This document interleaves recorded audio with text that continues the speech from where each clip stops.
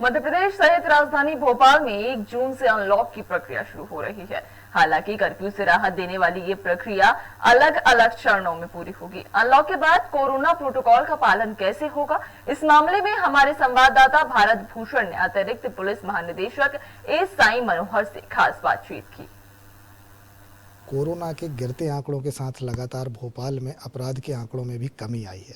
इस संबंध में हम भोपाल के एडीजी साई मनोहर सर से विशेष चर्चा के दौरान जानेंगे कि अनलॉक होने के बाद भोपाल पुलिस का अगला मुख्य कदम क्या होगा, जिससे अचानक रोड पर आने वाली भीड़ भाड़ नियंत्रित रह सके। सर, बहुत बहुत स्वागत है आपका।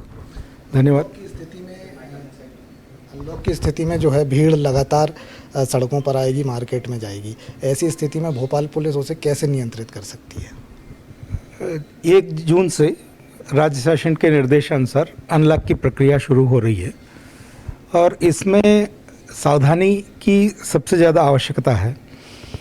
और कोविड अप्रोप्रिएट बिहेवियर जिसको बोलते हैं कि कोविड संक्रमण ना हो, उसके लिए 2 गज दूरी, मास्क पहनना और सैनिटाइज़र से हाथ धो लेना और भीड़ इकट्ठा नहीं होना, चाहे वो राजकीय हो या राजनीतिक हो या धार्मिक हो या और कोई जैसा प्रोग्राम, त्यौहार का प्रोग्राम कोई ऐसा ना मने। इसका अनुपालन कराने में भोपाल पुलिस जैसा पिछले कुछ महीनों से दूसरी लहर में काम कर रही है, वैसा लगातार काम करते रहेगी और भीड़ को इकट्ठा होने नहीं देंगे, चाहे मार्केट प्लेस में हो या किसी अन्य जगह हो। सर, लगातार अपराध के, गंभीर अपराधों के भी कुछ आंकड़ों में गिरावट आई है। कोविड कर्फ्यू भी इसके लिए लाभकारी सिद्ध हुआ है। तो आंकड़े ना बढ़ें, अपराध ना बढ़ें, भोपाल पुलिस अगली कवायद क्या करेगी इसके लिए? एक तरफ कोविड के संक्रमण को रोकने के लिए कोरोना कर्फ्यू का अनुपालन कराना और अनलॉक की प्रक्रिया को भी कोविड अप्रोप्रिएट बिहेवियर को इम्प्लीमेंट करने के लिए भोपाल पुलिस अपने ज़्यादा से ज़्यादा रिसोर्सेस इसमें लगा रहे हैं। पुलिस के प्रेजेंस के कारण और इसका अनुपालन ढंग से करने के कारण ज़रूर अपराधों में कमी महसूस हुई है और परिलक्षित हुई है।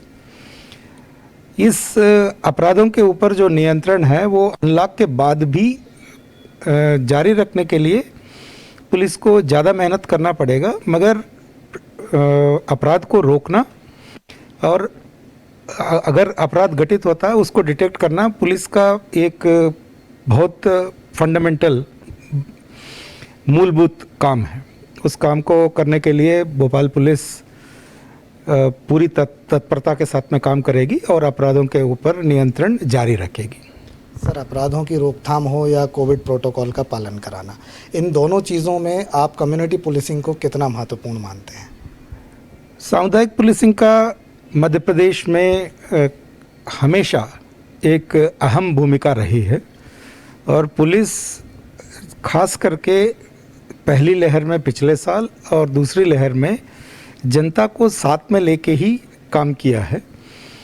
और इक्का दुक्का अपवाद स्वरूप कुछ घटनाओं को छोड़ दे तो मध्य प्रदेश पुलिस और खास करके भोपाल पुलिस जनता, ग्राम रक्षा समिति, नगर रक्षा समिति को साथ में लेते हुए और जनप्रतिनिधियों के साथ में और वरिष्ठ प्रबुद्ध जन और व्यापारिक संगठन और अन्य कोई संगठन, इन लोगों को साथ में लेके ही काम किया है।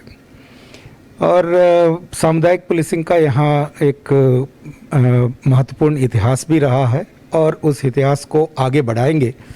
और लॉकडाउन जैसी बहुत व्यापक रूप से कोई मेंटेन करना है तो ऐसी स्थिति में जनता के समर्थन के बिना और सामुदायिक पुलिसिंग के इस्तेमाल के बिना ये संभव नहीं है। और भोपाल पुलिस और मध्य प्रदेश पुलिस इसमें हमेशा इसको बहुत ही महत्वपूर्ण कड़ी मानती है अपनी पुलिसिंग में। तो हमारे साथ थे साई मनोहर सर, भोपाल पुलिस के एडीजी हैं और इन्होंने हमें बताया कि किस प्रकार से आगामी कार्रवाई भोपाल पुलिस सुनिश्चित करेगी। कैमरामैन रिजवान के साथ भारत भूषण, खबर भारत, भोपाल। फिलहाल के लिए इतना ही। जल्द हाजिर होंगे नई खास पेशकश के साथ। नमस्कार।